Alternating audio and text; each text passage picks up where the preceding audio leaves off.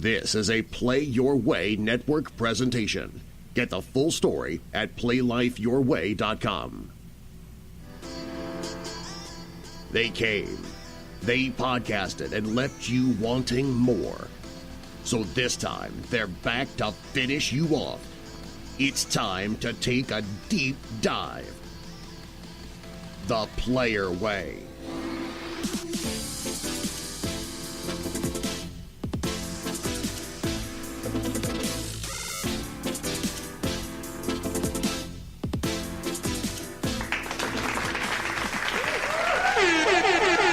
It's on once again, Patron, once again, ladies and gentlemen, and everyone in between. This is your boy BK. Yeah. That's right, it's your favorite podcast DJ, BK, helping you understand how to curate your life and your media. The Player Way. That's right, The Player Way. It's back at The Player Way podcast, the deep dive The Player Way. We had a great episode earlier this week. I guess it was closer into last week at this point. By the time you're listening, Nate and I talked about a lot of great things in light of Derek kind of being off because he was a little under the weather and also having some inclement weather going on his end as well. So, Derek, we're looking forward to having you back, dude, when we do our podcast again next week. But until then, I got a special guest, a very, very special guest with us. This guy I've known for a number of years, and what I like about this episode is it pairs very well following the previous podcast with Jay Styles. This guy was also around with us at that time. In fact, if it wasn't for this guy, I would never have met Jay Styles. I remember one of the days this guy, we were working for one of the WWE feeder organizations that shall remain nameless, but we did a lot of dark matches and helped incubate a lot of their growing talent or retired talent, people that were on their way out the door, and we did a lot of cool things. I was the guy who worked in the control room. We had another guy who was working the lighting area, and this dude did all of the audio work for us, even though he is an amazing video person. Later on in his career, he would go on to work in one of the top 5, in my opinion, markets of news in America, working for CBS here in Atlanta, Georgia, an amazing filmmaker who is the director of photography and founder of RS Visuals, and a guy who decided one day he woke up and was like, listen, I'm living my dream. I'm doing a lot of great things, but am I really living my dream? Am I really doing what I really want to do? No, I'm not.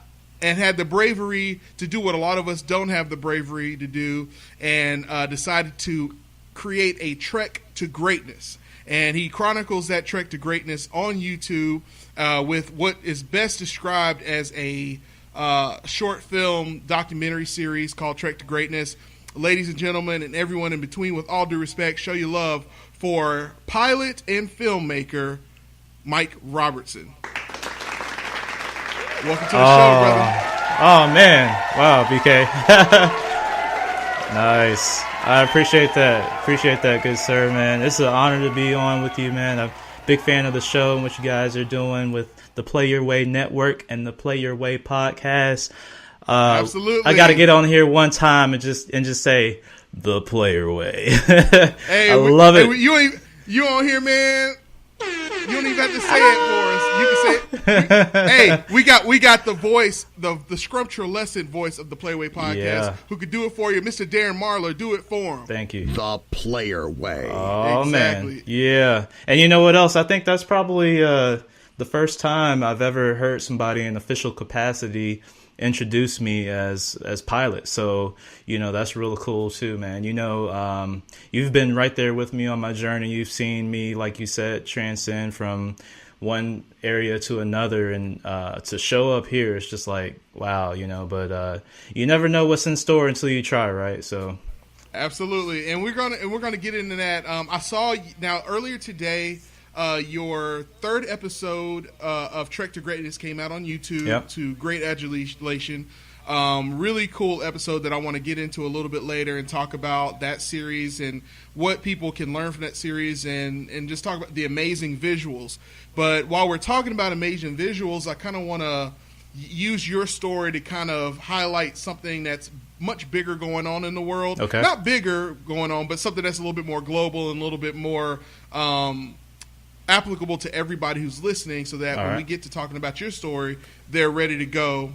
The player way. So, yeah. So we're about to kill it. So here's what's going on. If you are listening to this podcast, you're definitely going to get an exclusive. The player way. Exclusive. And we're going to talk a little bit about what Mike has got going on and how he kind of catered his career, how it applies to what's going on with some of the bigger studios. And to start that off, is I want to shout out my homeboy Larry Lewis, Larry the Great 68 on Instagram. He also manages a Instagram account called Comic Stats. Comic Stats is a kind of a project we got going on with the Play Your Way Network. Not only do we have this podcast that talks about film and television, we have been working closely with Jonathan Barron and Chris and Sean over there at Weekly Games Chat for the video game piece. We got writers that do video game write-ups, movie reviews, all kinds of stuff. And then we got also on the food thing, I've been doing these hot sauce challenges and stuff like that. It's called the Captain's Challenge. So we got food, we got video games, we got movies. What more do you need? You got it all. Someone who needs to power up. I'm telling you, we got you covered. Yeah. So so definitely Comic Stats is just another facet of that. We got a lot of guys. Shout out to my homeboy Nate, who's on the podcast, who's an avid comic collector, knows everything there is to know about comic books. And then Larry's been managing this Comic Stats account, and he has a post on there that was pretty interesting, and it made me think of you. Because Mike, you said something in your Trek to Greatness about vision casting, and you had like a copy of like your vision board, I believe it was, yep. on the video. Is that right? Yes, sir. Well, he talked about so you talked about vision. He said, here's one of the comic facts he posted earlier this week. When Marvel Studios decided to enter the film adaptation trend, they didn't exactly run a tight ship with their new movie studio. For instance, they didn't have a completed script. The director, Jon Favreau, was rushed to make the release date. So he and Robert Downey Jr. just made most of the movie up as they went along. Man, isn't that crazy? Man, that blows my mind. Like, I've heard about television series doing that.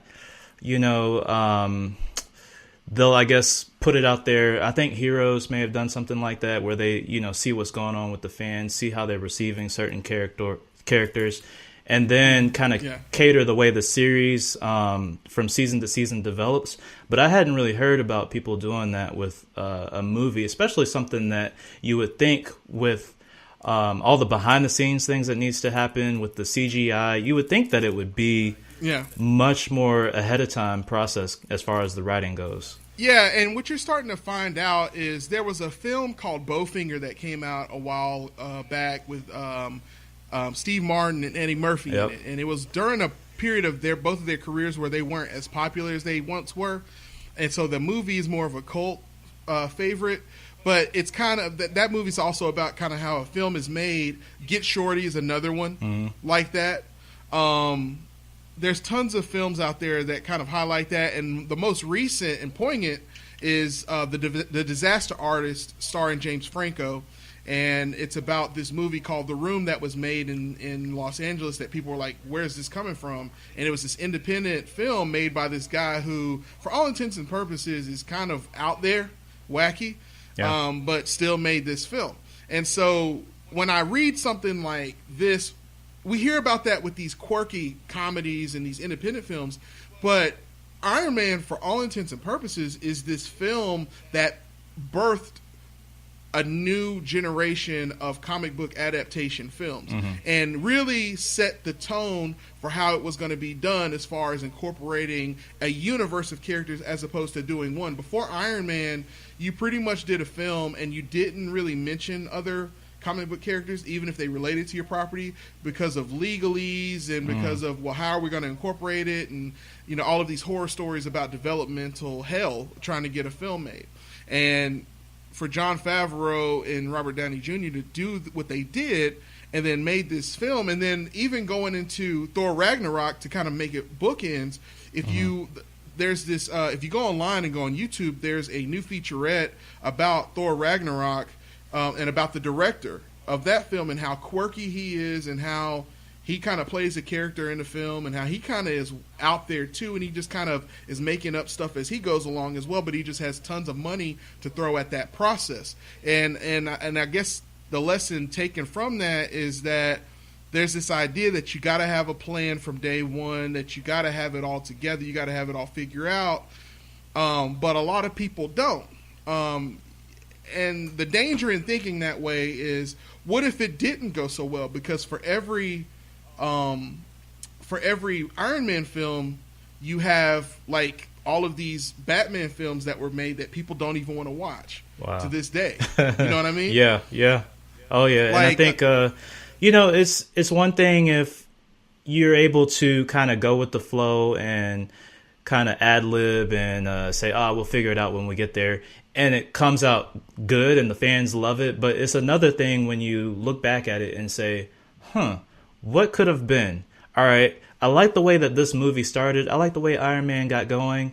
But then as it started coming along towards the home stretch, it's like, did they really have it figured out how they're going to end this thing, Yeah, you could tell. Like, you could definitely tell because they started talking. They had, like, the Mandarin character in there. And then they ended up having Iron Man's, like, surrogate dad kind of coming in at the end with, like, a fake Iron Man suit. Yeah. And, it, again, to their credit, it was still at the beginning of trying to figure out how to make a good comic book film. And so villains they hadn't quite figured out yet. If you remember, this is before Heath Ledger did the Joker. Yeah. In The Dark Knight. So until Heath Ledger's performance, did we really understand what a villain almost has to be a much better actor and a much more well-written character in order to carry the film. I mean, even Liam Neeson, when he played Ra's al Ghul, was a great portrayal of a character. It wasn't the best portrayal of Ra's al Ghul, but Liam Neeson is just a great actor no matter what.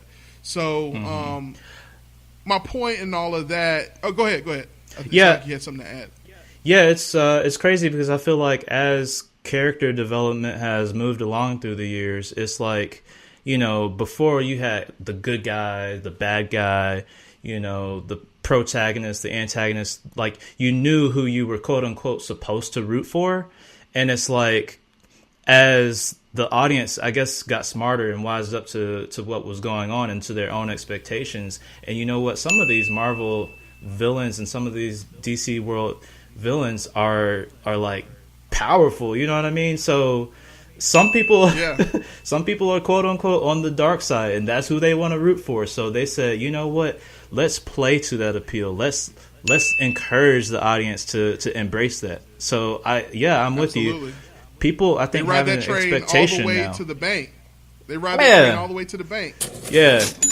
Exactly. Yeah, they have an expectation now. Mm-hmm. They have an expectation because, kind of like what's been going on with the new Star Wars film, is that there's what we've learned as back in the 70s, and back in the 60s and 70s, a lot of where the nostalgia comes from for the Star Wars franchises, that sensibility came from a world before Vietnam really came out. Like, we really didn't fully understand what Vietnam and Nixon and everything was about until the late 80s, early 90s. Yeah. When we're watching films and it's being made to the public. Yeah, people on the inside knew, but, when Forrest Gump came out, it was like the first time a lot of us got to see things differently. Yeah. And what's interesting is we've learned that there is really no such thing as an evil person, per se. Where evil kind of comes from is the intersection of free will and impressed will. And what I mean by impressed will is like when someone impresses what they want upon your free will and then encroaches upon it. Yeah. And now their will and what their needs are seem more important than yours. And when that person's will, when they get a level of power to enforce their will over like a nation of people, that's true evil. And that's where evil comes from. But that person themselves doesn't see themselves as evil. Oh, you know yeah. what I mean? Yeah, to bring that to I guess smaller scale, it's like I've heard it said from a motivational speaker, public speaker, like, you know what? If you see that buffet and people are serving on just the one side of the table, nobody's going to care if you go to the other side of the table and go ahead and get your food. Where people have a problem is if you slow them down. They don't want you slowing down your process. You know what I'm saying? That's exactly right. So, That's exactly right. And so, the reason why that's really relevant and why it's important is because what I'm trying to do is kind of become, I guess, part of the Play Away podcast is we talk about curating people's media and talking about how there's so much information out there for people to take in. Yeah. And there's so much information that if you work 50 to 60 hours a week, you don't have time to go online and try to do research. You just want to go to the movies and watch something, or you just want to go to a video game store and buy something. Yeah. So we kind of help you figure that out so that you don't have to do that kind of thinking. And we also tell you what is worth wasting time on and what's not worth wasting time on. And so what kind of happens is when you get into this hamster wheel of just going through the everyday, the monotony, the day-to-day grind to pay the bills, to do whatever you have to do, a lot of times you make sacrifices of not just your dissonance in terms of being able to have, in terms of cognitive dissonance, meaning like not being able to think and not being able to, make choices, but you also get into this point where you kind of make choices to put pieces of yourself aside. It starts off as, I got up this morning and I want to continue my 2018 New Year, New Me diet. Yeah. But then it's snowing outside and you can't get to work. And now the kids are stuck at home with you. And so What do? Okay, well, it's too bad to go to work, but there's a pizza shop across the street. Okay, it's just easier to go buy a big pizza and give it to the kids. And the kids are happy. They stop whining. And I really do want the pizza because it tastes good, but I really don't need it because it's bad for me. So you make a small sacrifice on that is day. The truth. Yeah. Yeah, and then next day there's something else. And eventually, after years and years of sacrificing pieces of yourself, you become this person that is kind of you may become this person that has put your own dreams aside as far as what you really want to accomplish. And you can't be afraid. And part of what happens is you watch something on TV. I said this with Jay Styles. You watch something on TV and it looks awesome and it's very entertaining. And you think, I could never make that. I could never make something great like that. And so you just become cool with being a consumer. Yep. But that's not like the only thing that happens. Like, it's not just in your entertainment where you make that sacrifice. And we talked about making that sacrifice in your dreams on the previous episode, but let's apply that to other things. Being a great culinary artist as far as making food.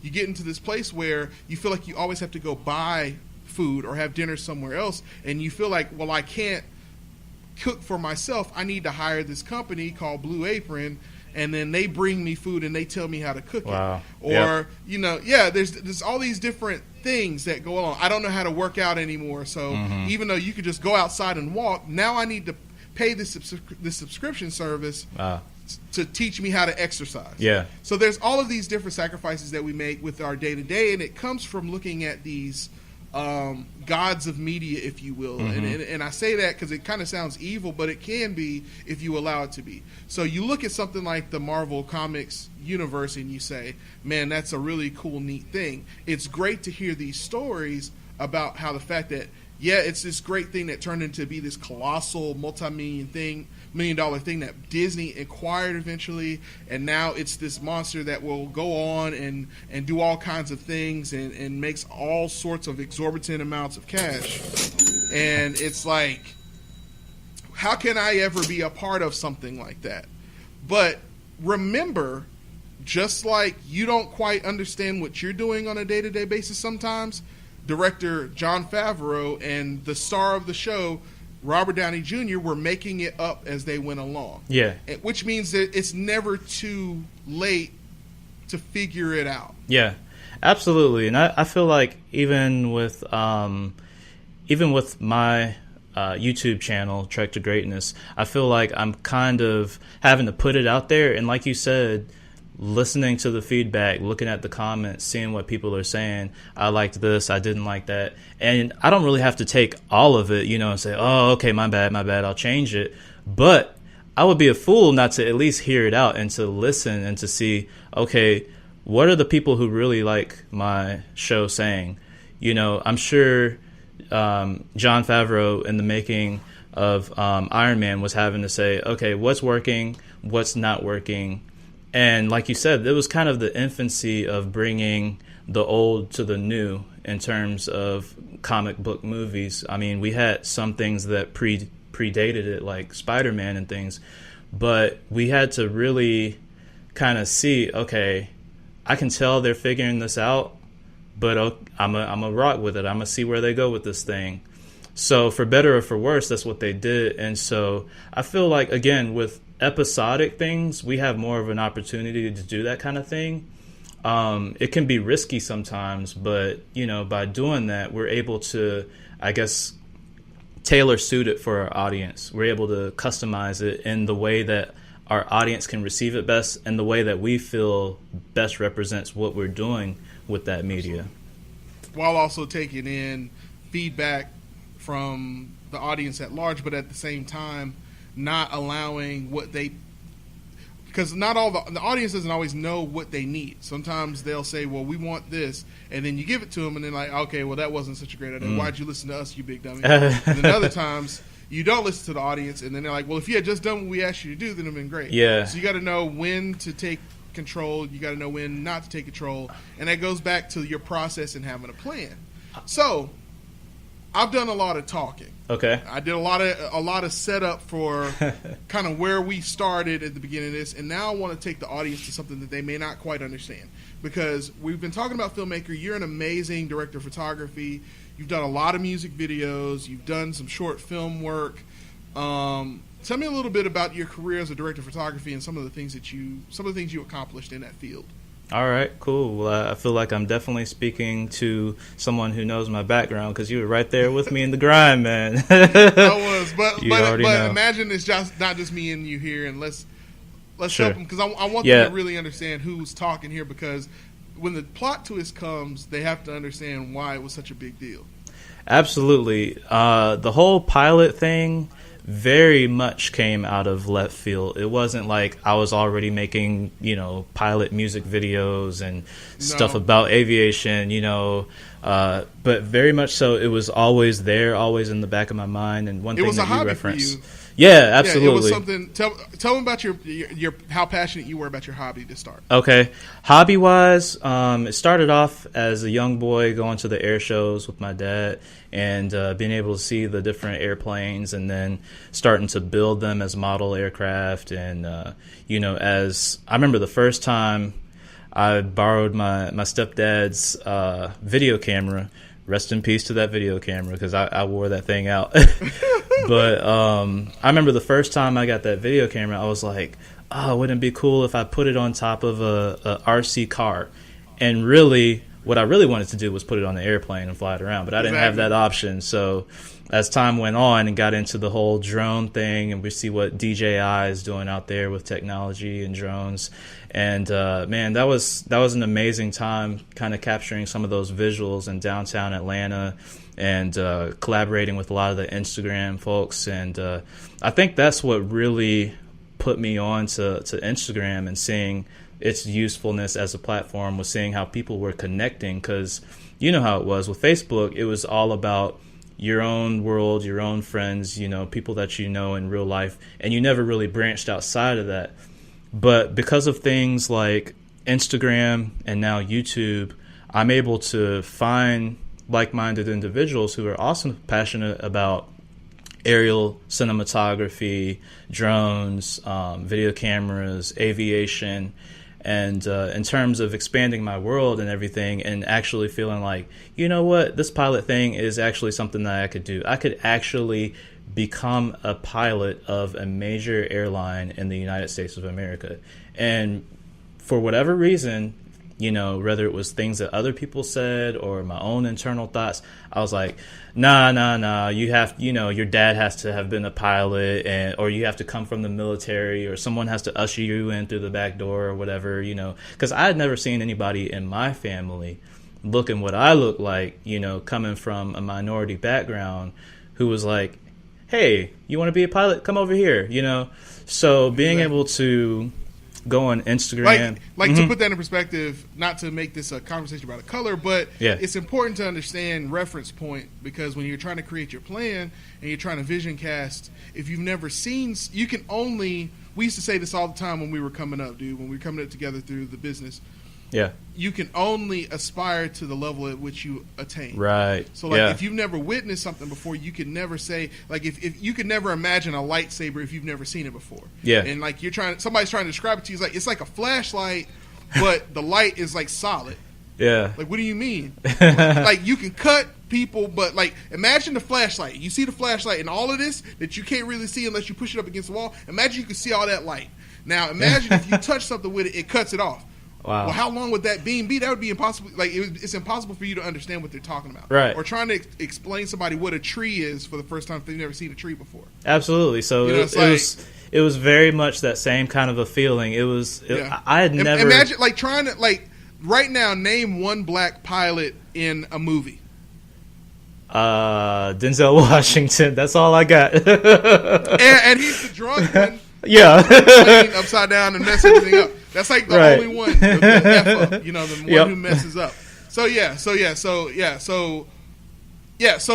I'm definitely understand where you're coming from about not having a reference point in media and not having someone in life that you knew who did that. So before we go on to you making that transition, what were you doing career wise? Because you had been at least over a decade man, working as a director of photography and editor. Absolutely. It was one of those things, in the university back in CSU days at Columbus State, when we were just kind of getting those opportunities here and there to be on set. Somebody would come in town and say, hey, communications department, y'all got anybody who can, be an assistant on this film shoot, a production assistant. You and I raised our hands. We were like, hey, we can do that kind of stuff. We know about that. That's our world. We're already making videos. So I kind of got ushered into it that way, and through the things that we were doing with Showcase Productions and the student showcase down there at the music school. And so it just kind of was the natural progression to say, okay, I want to eventually move back home to Atlanta. How do I make this transition from being, a video producer or a production assistant on film sets and a university level, or, just in the community in a smaller city, transitioning up here to Atlanta. And so the first way that I got plugged in was when a production guy by the name of Jake Shockman came down to Columbus. It was like, hey, hey, BK, hey, Michael, we're doing a production. We're using your spaces, da-da-da-da-da. And we were right there, ready to give them what they needed. And so I was able to, like you hear about, get my demo reel in his hands, let him see the DVD, because in those days we were still passing out DVDs, Yeah, man. Yep. So having him check out that reel and be able to say, hey, man, this is good stuff. I see what you guys are doing here. Was this to do with GPB? Yeah, exactly, with GPB. So finding out about that apprenticeship and getting plugged in. Ladies and gentlemen, everyone, team, all due respect, when you're listening, see, what's interesting is Michael's talking to me, and he's like, well, you know this already. And on top of that, people who are really successful sometimes don't like talking about themselves because they don't see their accomplishments as something big. Mm. But when he's talking about a guy who he met through the Georgia Public Broadcasting. So that's an actual television station for everybody else who's watching. So he's actually got his start through meeting somebody with GPB. That's what he's talking about. So go ahead, man. Yeah, so, being able to get that face-to-face connect with one of the, move makers inside of Georgia Public Broadcasting, was able to make that transition up to being employed with them and having some different opportunities to go around to different places. Had a chance to film the mayor, the governor, Governor Perdue and his wife for some public relations things that they were doing, and some other stuff at like the University of Georgia. And so that's when I started looking more and more into the news area and saying, I like that, I see that, but let me go on over here to where things, you just kind of take the opportunities that are presented to you. So that's when I was able to get connected to my church, where I was already doing video production from a volunteer standpoint. And they were like, hey, we like your work. It's always, that's like the common thing is someone says, hey, I like your work, right? Yep. So yeah, you're more or less, rather than you kind of sitting down and saying, this is what I want to do, you're more or less moving based on, wow, like my talent is making room for me. Yeah. And you're just able to kind of take advantage of these opportunities that they come along. And when he's talking about his church, he's not talking about some like little brick and mortar building. He's talking about a mega church that has, I'm not going to mention this person's members. name, but I'm not going to mention this person's name. Oh, I got you. Like the I director got of you. music, but a guy who's a Grammy nominated, musician. Yeah. He might have even been Grammy award winning. And so it's they end up hiring Mike as a full time producer. To do videos, and camera work. Yeah, in those days, you remember that was always the dream, man. Like if you could get put on full time somewhere, that was you were in there to be a full time creative. That was what we wanted to do. To be able to create on a day-to-day basis. Exactly.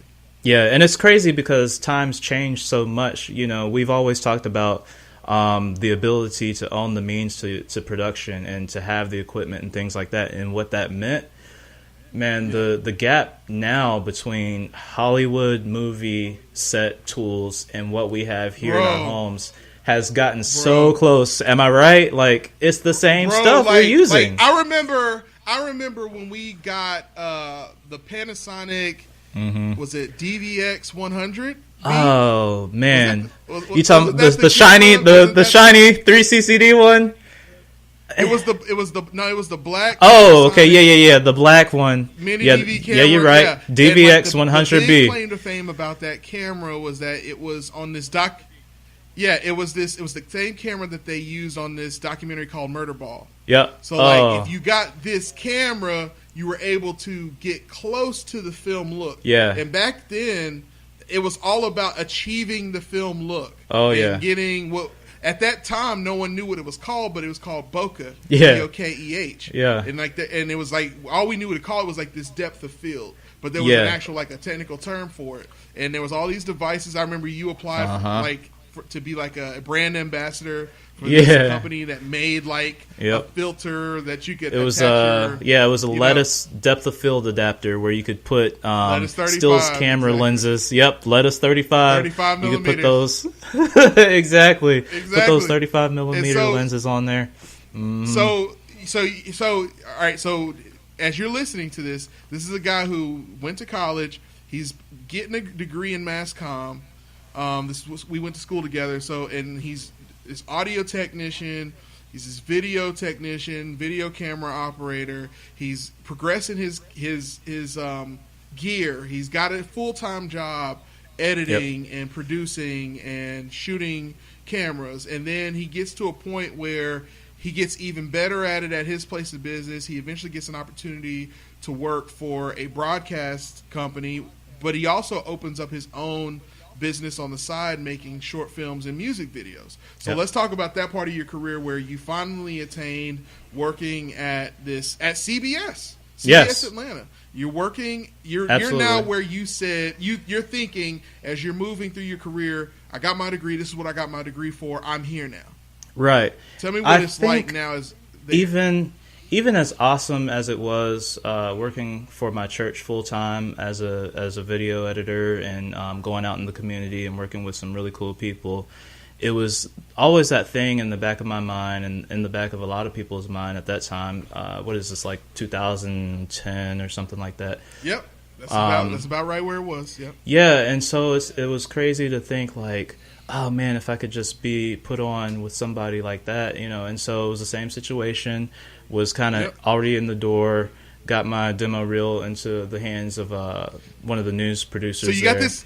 So just to summarize it, because Yeah. I'm kind of like your narrator with you through the story. So what you're saying is you get to a point where you feel limitations in your happiness with where you are, and you associate that feeling with maybe I'm not at my pinnacle career-wise, and that's why I'm not happy. Right, yeah. You kind of feeling like, oh, if only.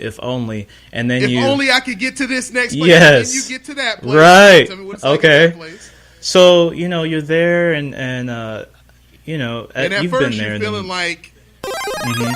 You're feeling like that. You get that job powered up. Yes, Like, yes. I'm going to finally do what I set out to do. Go At ahead. first, you're just loving it. You're looking around you. You're like, you're in there, man. You're like, I'm here. Yes, you don't feel like you've arrived, but on the humble tip, you're like, oh man, I kind of arrived, dude. Like, I'm here. you know what I mean? Man, this is the place where I'm going to get my break. This is where it's going to be. Right, yeah. So, I kind of enjoyed that whole thing. I was with CBS Atlanta through their transition to CBS 46 for about a good 4 or 5 year period. I was in there, and just transitioned from weekend video guy, going around with the camera, to full-time video editor and things like that. Being able to produce my own content on their Instagram channel and building up their social media. And it was one of those things I was like, I think one of the good things about being in the news environment is you're always exposed to what's going on out there. And so I was hearing these reports in the media about like pilot shortage and like air traffic control shortage, and you kind of looking at things and you're just kind of reminded like, oh man, that's something I'm passionate about. I like that. I could do that. Okay. You know what I mean? Okay, exactly. All right, so now the narrator comes back in again. Yeah. And, okay, so these things are happening, Mm-hmm. and then, so Mike is, you go back to what Mike at the beginning of this episode, when he starts talking about his story, he, as a kid with his dad, he's this guy who just really imagined putting a camera on a vehicle that can fly. But being limited because that wasn't a thing yet. And then around 2012, 2013, what explodes all over the place? Drones. There you go. Yeah. And so now the thing that you've been passionate about is now combined with the thing that you're qualified to do, which is you're an amazing director of photography and camera operator, and then now you're this guy who goes out on the weekends, who flies planes, and now you can combine your passion along with your skill set. Yeah, absolutely. It's I think one of those things with video production, it's all about, I remember we talked about this, like, are we passionate about video production and gear, or are we passionate about telling certain kinds of stories? You know what I mean? And I think in the end... Say that one more time. Say that one more time, bro. You got run it back. Okay. Say it one more time. Are we passionate about video cameras and the gear, or are we passionate about using that gear to tell the kind of stories that we want to tell? Like, for real, you know what I mean? I think... That's it, man. That's exactly it. Yeah. See, and ladies and gentlemen, everyone, between all due respect, if you're listening, you're starting to understand where he's getting at. Yeah. So now you're at this point. I remember when you bought your drone, you bought that nice white four-sided drone with the helicopter propellers. It's like at that time, and I think even now, it's like the industry standard one. Yeah, absolutely. Use. But what's your limitation as far as being able to tell the story you want to tell with that drone? A big part of my limitation at that time was that news stations were not yet ready to embrace drone technology. Since then, you have certain local stations who have like a drone program. They're like, coming to you live, from our drone cam, da-da-da-da-da. So it's much more embraced now. But at the time, in order for me to implement the technology and the emerging things that were coming out in the way that I wanted to do it, I was like, man, I think I might have to step out here. You know what I mean? And so that was right around November of 2016 when I made my transition and started, like you said, kind of going the lone cowboy route and trying to continue to partner up with people like yourself and other people out there who already had their own platform to do the kind of productions that they wanted to do. Yeah, that's crazy because I remember, you talk about this transition period. So while Michael's going through all of this, I'm working as a director of audiovisual for a major venue here in Atlanta. And so I'm managing budgets for large productions and bringing on freelance help. And so when Mike wasn't working, I'd have him come over and either shoot some video for me or do some other skilled tasks like working audio or be in charge of something on my crew. And I remember when he was like asking me, hey, I might have a little bit more time lately. You think you can make some room for me on your crew for just a little bit? Yeah. And I was like, well, why? And you're like, well, because I'm quitting the news. And I'm like, what? Screw I was like, you made it. You arrived. Where the record scratch at? What's going on? Yeah, exactly. Hey, right. What? Yeah. I'm like, what is going on? And he's like, well, here's what's going on. I kind of want to do something different, man. Yeah. I'm kind of shutting down that part of my career. And I'm kind of opening up the next part of my career, which is being a pilot. And when you said it, I wasn't surprised. Because I remember when you and Wally, shout out to Wally, by the way. Yep, I remember y'all would go out on the weekends when we were in college and go fly planes. I remember you made this video that you were so proud of when y'all went out for the weekend with you and your dad and Wally, and y'all like flew planes. You had that song. I just love that. Oh my gosh, dude. I remember it was like you were so like of anything that you've ever been passionate about. Like you were always, and what was funny is so I was talking to my wife Rachel about this. The thing I always thought was your limitation as a director, and I think I've never told you this to your face. Okay. I've always wondered, you've always been an amazing director of photography. You've always been a great storyteller as a filmmaker. Okay. But I was like, the limitation of Michael's ability was he didn't really, like, when I got into something, like I remember you gave me my first copy of Sony Vegas software. And that's how, like, when you gave me the editing software, I remember like a year later, you were like, damn, you better than me at this software. And they kind of pushed each other to kind of get better at it. But I always was like, Rachel, I think Michael's only limitations, I just don't know if he's passionate about being a director of photography. He's got so much talent, and if I had his talent, I would do this and this and this and this and this with it. Yeah. But it was like, it's more of like a hobby to him. I always thought that like the camera stuff was always a hobby to you. And it was why when we would work together, I was always like trying to amp you up and always trying to get you excited. Because I knew you were doing it because you were talented at it, not necessarily because you had a passion for it. So what was crazy is when I started seeing these episodes of Trek to Greatness, the filmmaker I always knew you could be showed up. Wow. Yeah. And I was like, the monster that was inside of you as far as being an editor and a color grader and a director of photography and a master of moving the camera around and all of these skills that you had, but I never really saw you apply it in one project before. Trek to Greatness premiered, and I'm on episode 3 now, and I'm like, whoa, this is it. He's combined his passion with what his talent is, and it's making tons of room for him at the table. Yeah, man. You know, that's crazy because I found myself kind of bracing myself. I'm like, uh-oh, what has he never told me? But I knew that you would be on point with what you had to say because, I mean, you've seen me long enough and known long enough, like, where my passions lie. And it was always like this thing like, okay, I'm good at this. I really, really enjoy doing this.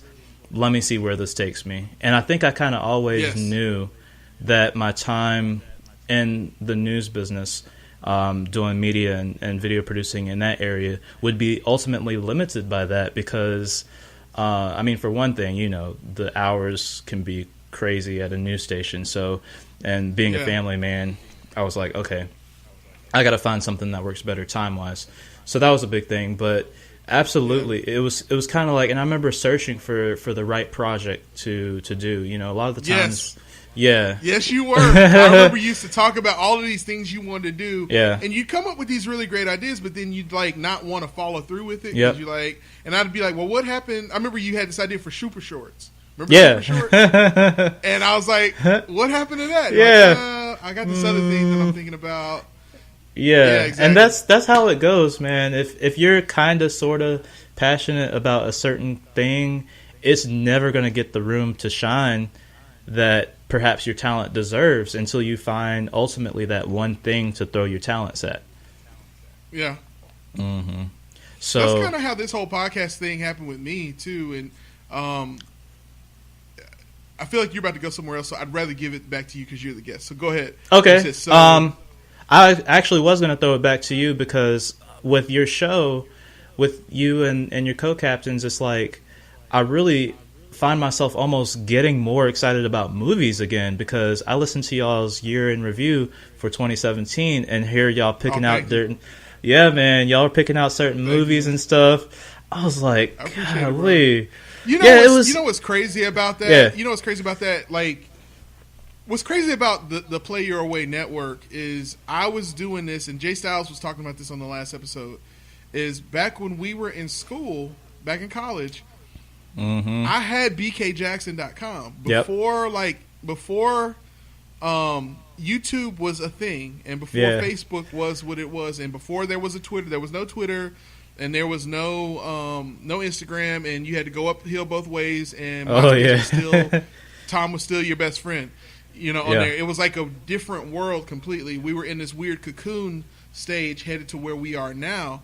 And I was doing bkjackson.com as a hobby, and I had like a movie show on there. Box Office Hustle. Shout out. And Jonathan was on that. Shout out to Jonathan Barron. Shout out to Jonathan Barron. And we did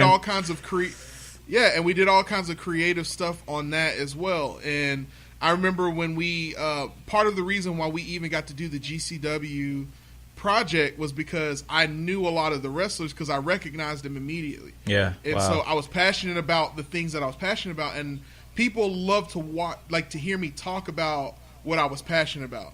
And so I was making these videos, but I never thought that I could make a career out of doing it. So I kind of said, well, I'll produce for other people. Yeah. Because that'll make me happy. And I ended up reaching my limit because I'm every day, I thought I had made it. I finally made it to where I'm now cutting the checks for people. I'm putting people in position. I'm hiring people eating because of me. Yeah. You know, I feel like I'm a boss because I'm putting people on. Then on top of that, I'm producing these great shows for people all the time, and people love me. But I feel like I'm not producing what I'm passionate about. Wow. I'm producing what other people are passionate about. Yeah. And so I'm really good at producing, but after a while, after years and years and years and years and years of doing that, you wake up one day and you're no longer passionate about building things for other people because sometimes people aren't passionate about what you're passionate about, and they don't care that you're not passionate about it. You need to show up and you need to go to work. And that's great. That's great and all, but I started going back to why I got into it to begin with. And the whole reason why I got into doing all of this work to begin with was for the same reason you and I started doing wedding gigs together. The only reason I did my first wedding gig was to help pay you back for a camera that you bought for me as a gift. Yeah, remember that? Yeah. Oh, yeah. You were like, BK, you're amazing at what you're doing. You need to do this professionally. And I'm like, well, I'm a broke dude from, I don't have no means of production. You're like, I will buy you your first camera. We'll get a gig and you pay me back by doing this gig. So the first gig that I got paid off of, I didn't even pocket the money. I gave it straight to you. I was like, here's the money back for the camera. Remember that? Yep. You're like, here you go. You bought me my first Firewire card so that I could actually ingest video into my Dang, computer. dude. Yeah, how do you remember all this stuff? Oh, dude, Jeffrey. Because it was the beginning. Bro. Jeffrey put the card in my computer for me. Computer whiz. So that I could learn how to do it. I'm telling you, so my thing about it was, the whole reason why I got into doing production for other people is because I really wanted to learn how to produce for myself and get the means of production. And I wake up one day and I'm in my house and I have a whole studio's worth of equipment in here. And now I'm wondering why I'm no longer passionate about going to work anymore. Because I got all the stuff I need now. You got what you need so now, bro. It's time to go home. And so now we're getting to the part of your career where now you finally found the thing, and now we're getting to your story again, because you got to the part of your story where you finally reached the thing that you think is clicking. You finally got it, but you know there's something standing between you, because you can't just walk out there. That's the difference between, you have talent at being a director of photography. So you could walk out into the street, see somebody, point a camera at them, and you could walk into your career. And that's how your career's been. Now you finally get to a place, and they're like, well, you can't just walk on this tarmac, get in here and start driving people through the air. Yeah. You got to do some things first. It's like one of those things, you set up yourself to, I guess, cultivate your talents, and then you have to cultivate your career and your business opportunities in a way that will make room for you. You know, you can't just be out here and say, okay, I'm talented, what y'all need me to do. You have to kind of find a place where you can throw your talents, and then kind of move forward from there to have the freedom to do what you want to do. For instance, a friend of mine, he's a investment guy. I guess he's like a broker, and he does these different long-term trades, short-term trades, the whole deal, the day trading, in his different portfolios, and helps other people to do it with this company that he works for. Right. And I remember talking to him at the turn of the new year, and I'm like, man, what's to stop you from taking all these tools? Because, it's an online platform. He can do it from his laptop. Yeah.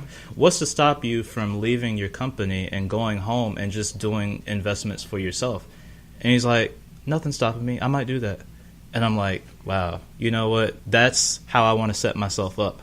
I want to be doing things in such a way where I can say, you know what, I'm going to move into this world, move into this area, and if I ever decide to take a step back and just become a private pilot, or just decide to take the resources that I've gotten together and just make investments off of them and move smartly and do these different things, then you've got that freedom to do that, rather than, struggling along and saying, hey, I'm for hire, hey, I got a video camera, hey, I can do what I want to do, like what you guys are doing with the podcast. Like, y'all are doing your own thing, and it's like making room for y'all, you know what I mean? So that's the kind of thing that I want to do with aviation.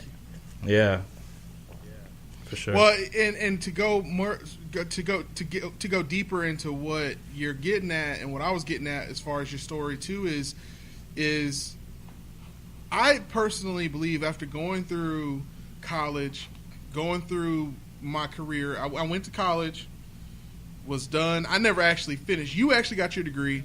I got to my last semester and realized that it wasn't really the place for me, and that the field, the technology field, was changing so much that getting a degree was obsolete, and I was already hemorrhaging money as far as student loans. So I was like, I can't keep spending money on this, because I'm going to just have to pay it back, and I'll never pay it off unless I get out here and do this work. So it was a catch-22. Yeah. And what was crazy is, through my experience, I've made it to the directorship in the upper part of my career. I've gotten to that part before where I made six figures before.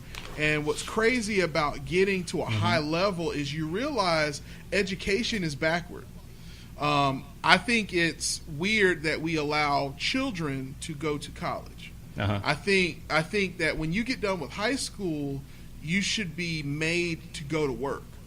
You should have to go to, you shouldn't be allowed to go to college until you're around 25, in my opinion, 25, 26, because you're too young. You're spending all of this money, and you're spending all of these resources that are for you to get your career, but you don't know anything about the world. Yeah, you don't know anything about what it requires to do it. For example, perfect example, you were in your 30s when you finally started getting your pilot's license. You're in school now.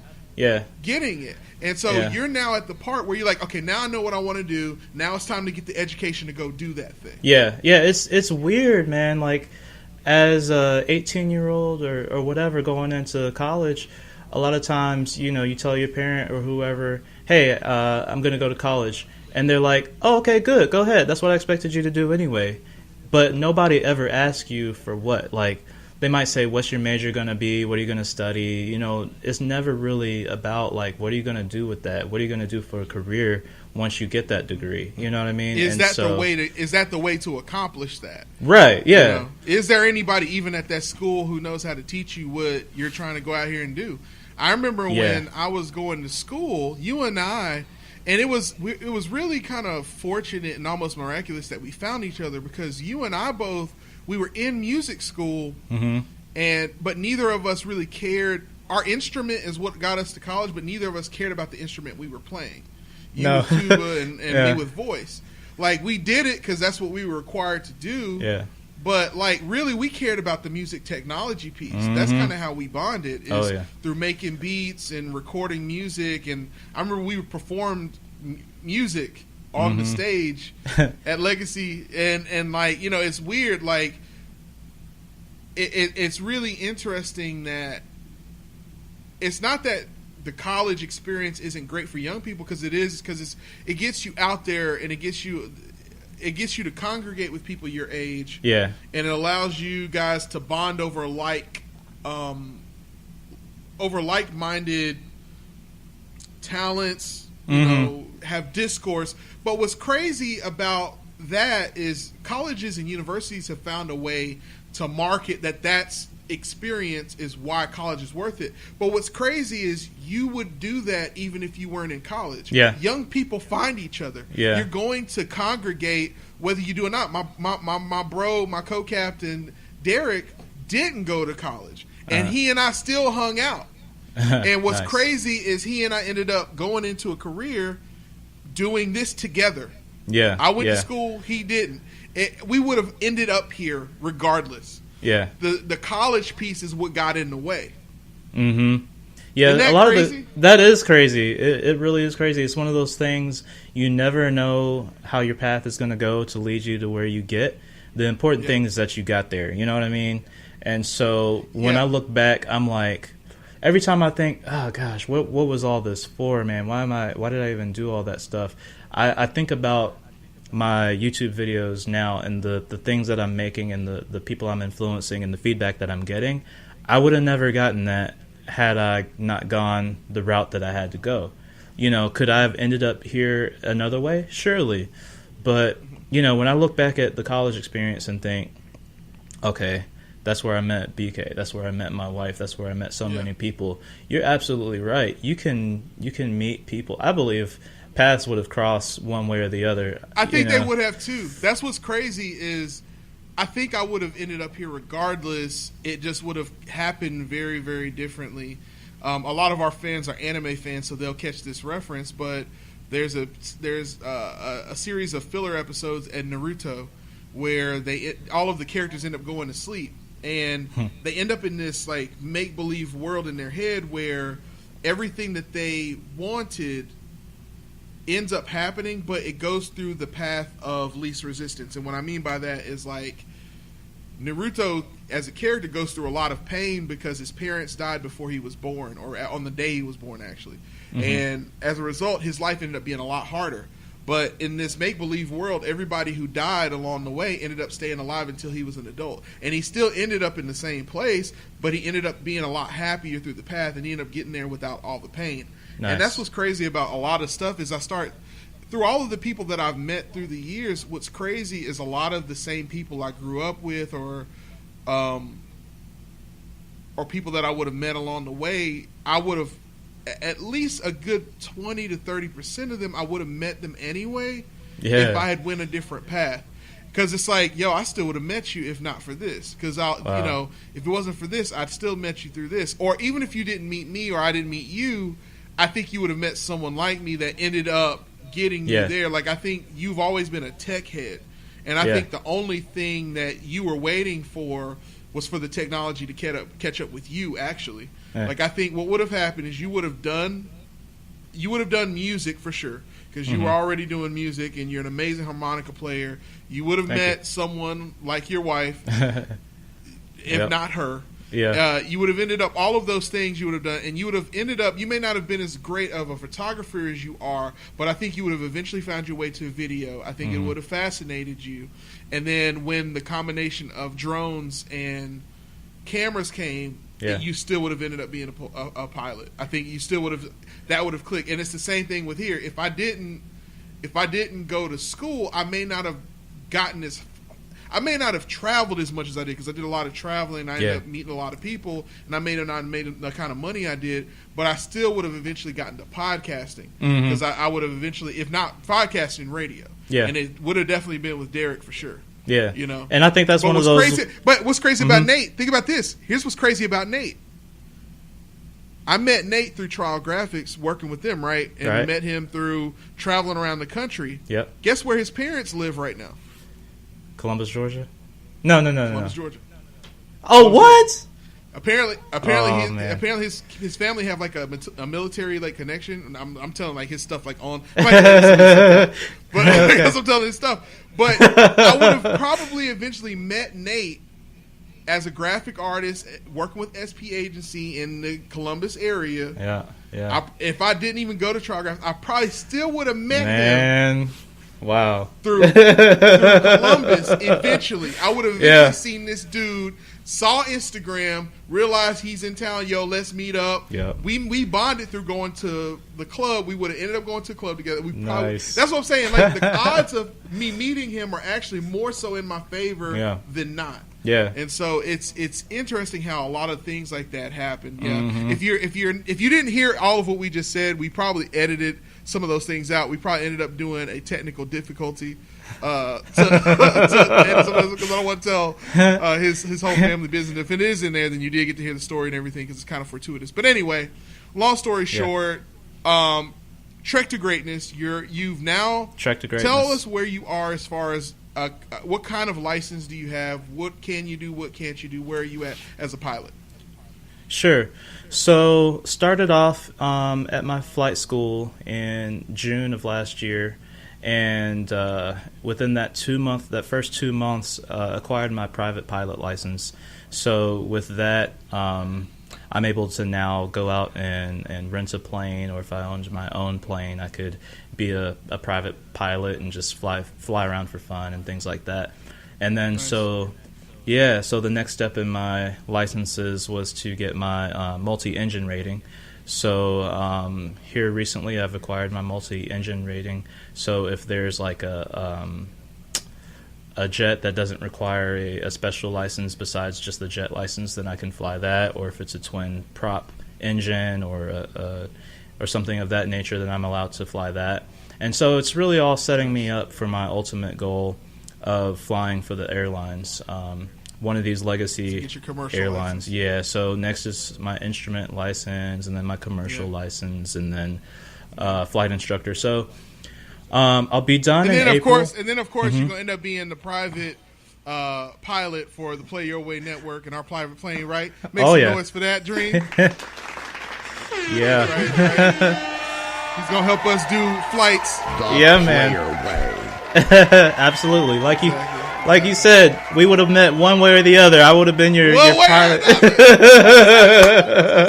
Because I definitely would have definitely ended up in Atlanta. Yeah. I remember as a kid, my mom used to talk about like writing this book, and she had this character in this book where she moved to Atlanta. So what really pulled me to go to Columbus is because I knew it was close to Atlanta. Mm-hmm. So it wasn't nearly as close as I thought it was. Yeah. But yeah, for sure. Yeah, that's crazy. Yeah, and I think about Columbus, like, my stepdad's from Columbus, and he was like, you want to go to school where? You know what I mean? Because at the time, Columbus was coming into its own. It was becoming its own little city and stuff. Things were happening and popping. So it's cool to know that for whatever reason, we were brought to Columbus and then to Atlanta. Oh, bro. Check this out. Yeah. Check this out. Just show you how redundancies are in place, all right? Yeah. So talk about Nate. If I didn't meet him through that other situation, I would have met him. Rachel has an aunt in Columbus. What? So part of the reason why she even went to the state is because she has an aunt who lives there to this day. So if I didn't meet her through Columbus State, I probably would have met her through her aunt, which nice. I met her aunt through some other stuff, like through some music and art type stuff, and didn't realize that was her aunt when I met her until one day she's like, yeah, this is my aunt. And I'm like, I know her through this. I know it. It's crazy. You know what I'm saying? It's like, that's crazy. It's like one way or another, things would have kind of gone a certain closeness. Yeah. If not all the way there, you know. Nice. But yeah, man, so with Trek to Greatness, it was one of those things I was like, okay, I've been looking around for a story to tell. I've kind of wanted to tell my own story, you know. And so when it came to becoming a pilot, I was like, there's a story right here. That's the story. That's the story. You know what I mean? The news guy in here. Yeah. The news guy, and you were like, I'd allow some airtime for that. Yep, I could get the scoop on that. Have a lot of people on the station. So, yeah, man, it was one of those things where I said, okay, because of my unique background, because of the things that I'm looking to do with aviation, I was like, I want to tell my story. I want to put this out there for other people who are either had the same thought that I did. Oh, I'm not the kind of guy that fits the description, you know, the stereotypical pilot and a certain kind of clothing and whatever, you know. Of course, you're going to wear the pilot suit, but, you know, you just kind of have these preconceived notions of what a pilot looks like. And, you know, that goes back to the minority thing. And then so being able to put my face out there was important to me.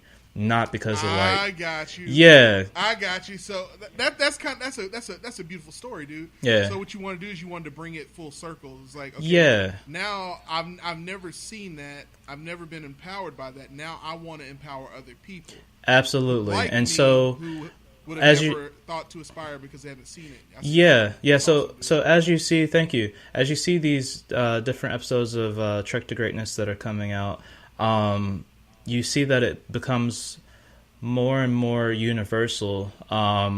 It's like we talked about before privately. I'm kind of expanding out my reach. It's very much right now about just the pilots, but the message I want to be universal and to kind of transcend all that. Even if you're not trying to be a pilot, you're probably trying to do something in life. You know what I mean? We're all still trying to go do something. So when I get this feedback from family members or friends or just people I don't even know who are saying, hey, you know what, I think I'm going to go be a pilot, or I think I'm going to go pursue this other thing that I wanted to do. And maybe I'm just planting the seed. I don't know. Maybe they already kind of had the idea and now they're taking it and running with it. To me, that's like the ultimate dream come true. I think what you're getting onto is something that people will always be gravitated toward is positive resonance. And what I mean by that is, if you think about your own likes on Facebook, let's just use your likes as a blind taste test. How many likes will you get for, hey, I just got a new job, really happy to finally find my purpose, or, hey, it's my anniversary, thanks, been with my wife 5-6 years. Think about how many likes you get for those types of posts. Yeah. People get 40, 50 base likes, even if you don't have a lot of friends, off of just something like that. But then if you post like something about something political or something that's average everyday stuff, you may get 4 or 5 likes. Yeah.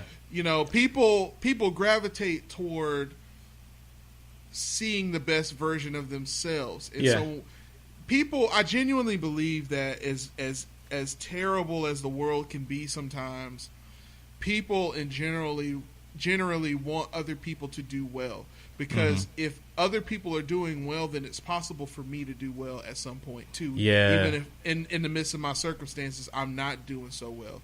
So I want more of that in my life. I want to applaud positivity because maybe some of it will catch on to me at some point as well. It's the reason why when someone who near you, who you grew up with, becomes famous or makes it, like Jay Styles, you know, a guy like that makes it, and you're like, dang, dude, I remember Jay. I know what the J in Jay Styles really stands for. You know what I'm saying? Right. It ain't Jay. You know what I'm saying? So, you know, I know what his real last name is, and it's not Styles. You know what I'm saying? You know, like, I remember that dude. I know him. You know, he's transformed himself and he's become something greater. You want to know what that trek to greatness was. Because you see this guy who was here one day. You hear it all the time. J-Lo was just hey-ho on In Living Color one day, and then the next day, she's the biggest star since sliced bread. Huge. You know, Biggie Smalls was this dude who went to Howard, and he was doing his thing at Howard University, and the next day, he's the biggest mogul ever. Boom. Like, no one knows. Remember how empowered you and I were when we found about like, the Quincy Jones story? And about, like, Ray Charles, like we knew about the whole Ray Charles thing before the movie Ray even came out. Yeah. Like we were, I remember you talked to me about that, and we were like, man, like maybe we're Ray Charles and Quincy Jones as friends, and we're just on our way to something greater. Like, no one tells that story. It's so hard to acquire that story. You know, people who are of power, they hide those stories of greatness, and the only tales we ever get on the screen tend to be the cautionary tales. Very few and far between do we get the stories like The Pursuit of Happiness, where a guy who is in the bathroom, and even in that story, we see him make it, but we really don't understand what he did. Like, we know he went to school and he sacrificed, but they more so focus on, like, the hardship of poverty in that story and what his kids are going through, rather than, like, the school aspect and, like, who he was to get there. So it's really great to get a positive story, unlike The Founder with Michael Keaton. I don't know if you saw that movie this past year. That about was crazy. Ray A. Krog, the man. If you get, So that, you know, he stole that legacy from some guys. He underhandedly took that.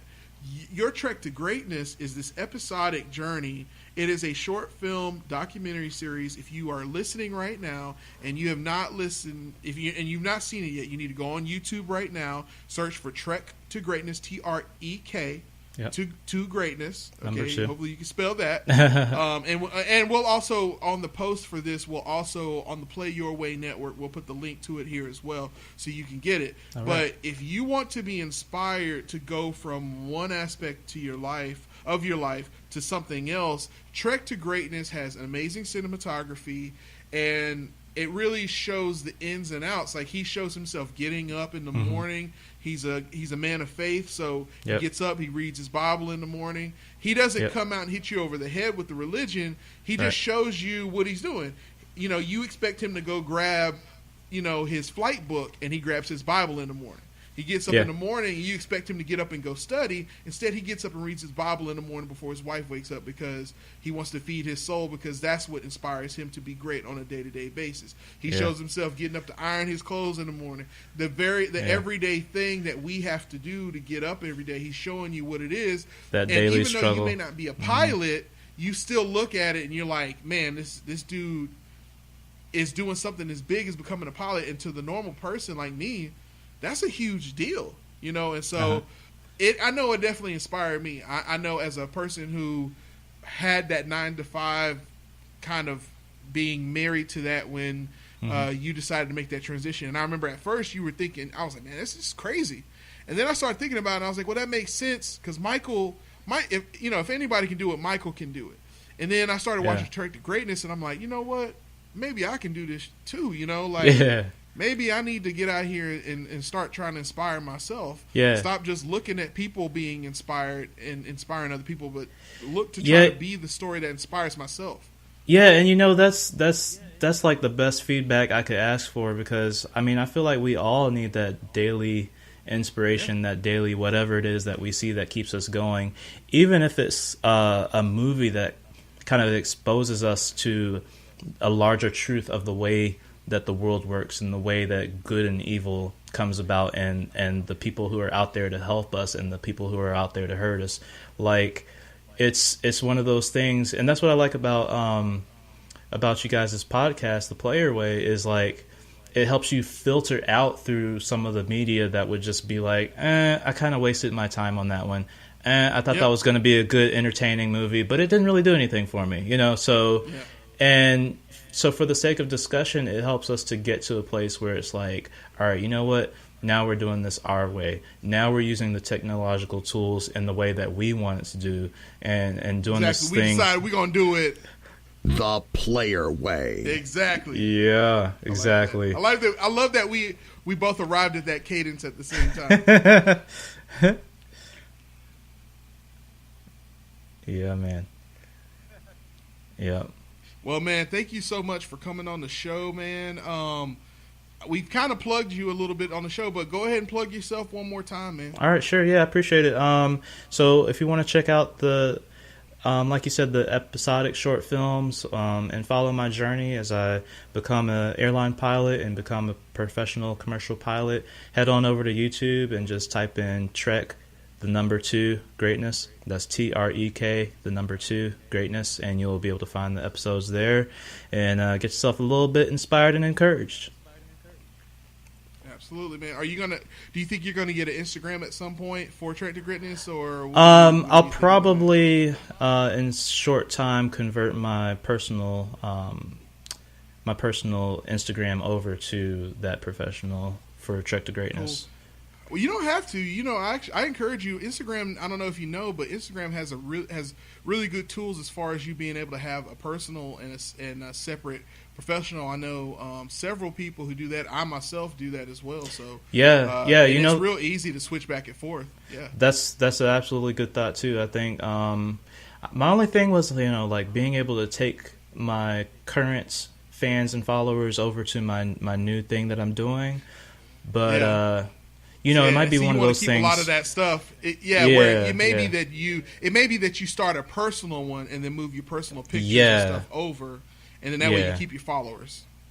Yeah. So that may be the look. In either case, I'll definitely continue posting to Instagram. You can find me at Mike Rob Media, MikeRob Media, and I post there a little bit more regularly since my YouTube videos are a little bit few and far between. You can expect probably a couple videos a month now at this point, whereas Instagram, I'll do that on a more regular basis. Yeah. Well, that's what's up, man. Thank you for coming on here. Ladies and gentlemen and everyone in between, we've spent the beginning of this talking about the Marvel Cinematic Universe all being built off of just taking risks and not quite having a plan, but then also giving you the cautionary pieces of having too much of a plan and how that can kind of keep you blocked in. We didn't quite get to vision casting, some of the other great things, but what's great about some of the people that I have on the show is that some of the people that you've listened to already, Mike Rob, who's on here right now, you've actually had Jay Daniels on we here before, Jay Daniel Photography. Yep. And then I believe next week we're going to end up having James Turner, Director of Audiovisual, on here as well. Nice. And the four of us together are the four Jacks. And ladies and gentlemen, everyone in between, there is if you enjoy these types of talks that we've been having on the deep dive, we got something great for you. We are going to re-release a limited edition series. Is a mini series called The State of Play. It's going to be re-releasing very soon on the Play Your Way network, all 6-7 episodes of it, where the four of us talk about how we play life the player way, but we use it to create a state of play that is the way we want to do it within our career. So we talk about four guys who have come up through the entertainment business and through creating films, photography, graphics, and stuff like that. And some of the stories that we've told, we get together and play poker and just tell war stories and how you can use your vision and your way of doing business to make a better career for yourself and do it to the next level. So whether you're a man of passion, a man of career, an aspiration, a man of just entropy, and doing things every day because you're just talented, that is definitely a series for you. So expect to get more information about that very soon. Thank you so much, Mike Rob, for coming on here. Michael Thank Robertson. You for having me. Is it Captain Michael Robertson? What is the title? Like, what does your title become once you get a license? Yeah, it'll be Captain Robertson, I suppose. Captain Michael, Captain Robertson, dude. Captain Mike Rob. That's awesome. Thank you. My cheeks hurt from smiling so much. Oh, man. Well, thank you so much. Ladies and gentlemen, give it up for him. Thank you. It's my pleasure, man. It's been an honor. Ladies and gentlemen, everyone in between, with all due respect, I have been your podcast DJ, helping you understand how to curate your life and your media the player way. We absolutely killed it. And we definitely, hopefully, help you power up at the end of today. So we'll get out of here. Enough of the cheesy DJ sounds. And only thing I'm going to leave you that is a little cheesy, but hopefully it butters you up just right for leaving and going on with the rest of your day. And it is this: no matter what path you take or what actions you follow it, just make sure you're doing it the player way. We'll see you next week.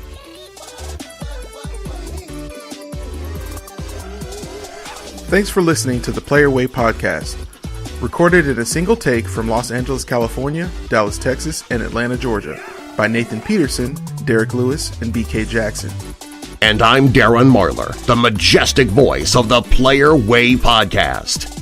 Our opening theme is titled Bound by Ricky Remedy, courtesy of Elysian Records.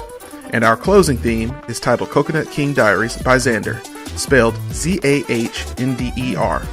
You can find this music by both Ricky Remedy and Xander, and many more tracks on SoundCloud.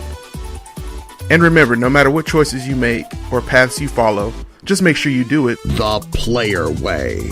See you next week.